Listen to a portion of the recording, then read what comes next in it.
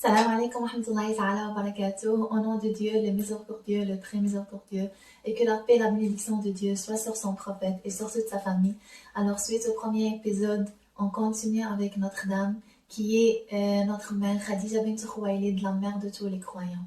Dieu dit dans le Coran, le prophète a plus de droits sur les croyants qu'ils n'en ont sur eux-mêmes, et ses épouses sont leurs mères. Verset 6 de Surat al-Qawalizi al-Ahzab. Alors, Sayyida Khadija bint Khuwaylid est notre mère. Notre mère Khadija est la première, et écoutez bien ça, la première personne qui s'est convertie à l'islam.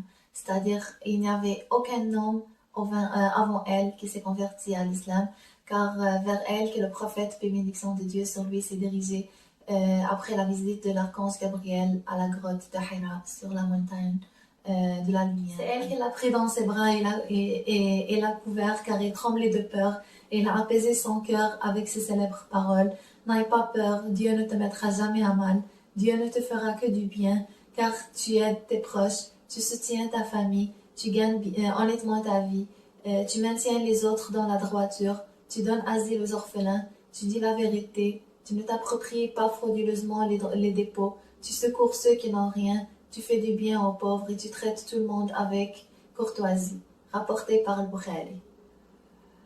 Et depuis, notre mère Khadija n'était pas juste un soutien financier au prophète, bénédiction de Dieu sur lui, mais aussi un soutien moral. Il a bien mérité le proverbe qui dit derrière chaque grand homme se trouve une femme. Alors venez avec moi pour savoir comment il a rencontré l'homme de ses rêves. Et si vous vous rappelez bien, dans le premier épisode, je vous ai dit que Notre-Dame rêvait depuis son jeune âge de se marier avec le dernier prophète.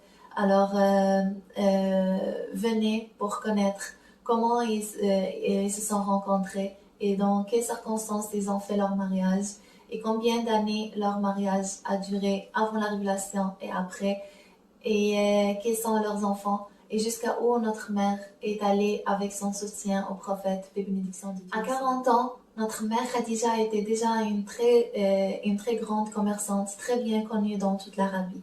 À un moment donné, elle a commencé à chercher un homme qu'elle pourrait envoyer avec son commerce au Cham, la Syrie d'aujourd'hui.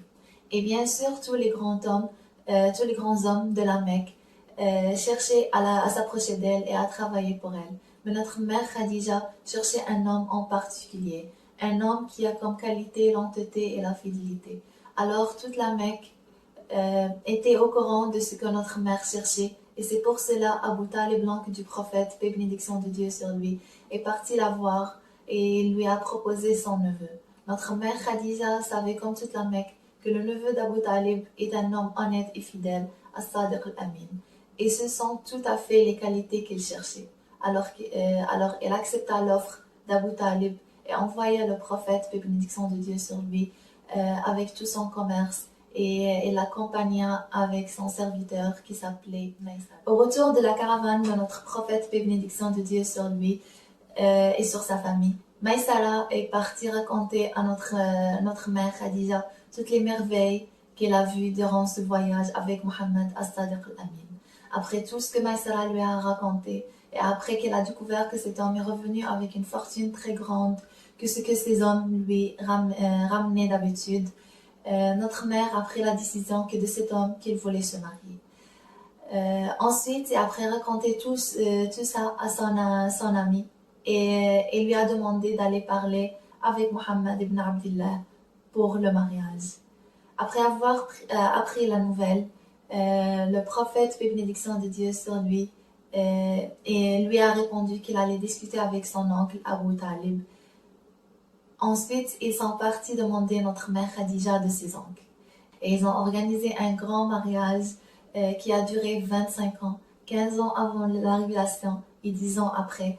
Et durant les 15 premières années de leur mariage, ils ont vécu une vie très heureuse et ils ont eu 6 enfants, 2 garçons et 4 filles.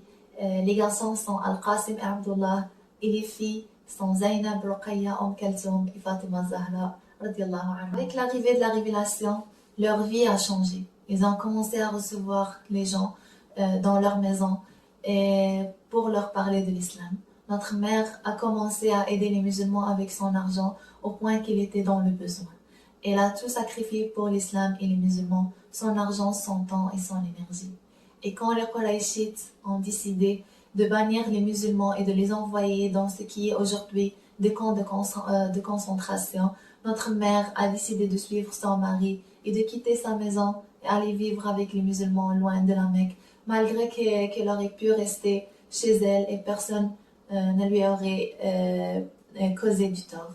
Mais elle a choisi de suivre son mari et d'être avec les musulmans là. Et après 3 longues années de souffrance et de famine, notre mère a quitté ce monde pour un monde meilleur, éternel et près de Dieu Azza. Notre mère fut la première en beaucoup de choses. La première épouse du prophète, paix et bénédiction de Dieu sur lui, la première convertie, la première mère des croyants et la première épouse du prophète, paix et bénédiction de Dieu sur lui, morte dans sa vie. Notre prophète, paix et bénédiction de Dieu sur lui, dit sur elle, Marie, mère de Jésus, est la meilleure femme des cieux. Et Khadija bint Khuwaylid est la plus méritante, c'est-à-dire de celles qui sont encore vivantes parmi les femmes de la terre. Elle est restée gravée dans la mémoire de son mari toute sa vie, même après qu'il se marie avec plusieurs autres femmes plus jeunes et plus belles. Le prophète parlait d'elle dans toutes les occasions et il n'a jamais oublié qu'elle était son premier soutien dans la transmission de son message divin. Et à l'ouverture de la Mecque, on lui a mis une tente près de la tombe de sa bien-aimée. Et il est resté là à lui raconter comment elle lui a manqué et comment elle a vécu sa vie après elle. Notre mère Khadija est la première femme dans le cœur de notre prophète. Elle est la mère de tous ses enfants sauf Ibrahim. Elle est la première croyante, le soutien moral et financier du prophète. Elle est en résumé une femme qui ne se répète pas deux fois. Et comme j'ai déjà dit, elle a bel et bien mérité le proverbe de derrière chaque grand homme, il y a une femme. Que Dieu nous rassemble avec elle au paradis. Voilà, c'était cela la première histoire, la première femme extraordinaire et la première épouse du prophète, notre mère Khadija bint Khuwaylid. Si vous avez des questions ou quelque chose à ajouter, n'hésitez pas à me les laisser en commentaire. Et comme ça va laisser les autres aussi à apprendre grâce à vous, Inch'Allah. Prenez soin de vous et je vous aime en Dieu. Assalamu alaikum wa rahmatullahi wa barakatuh.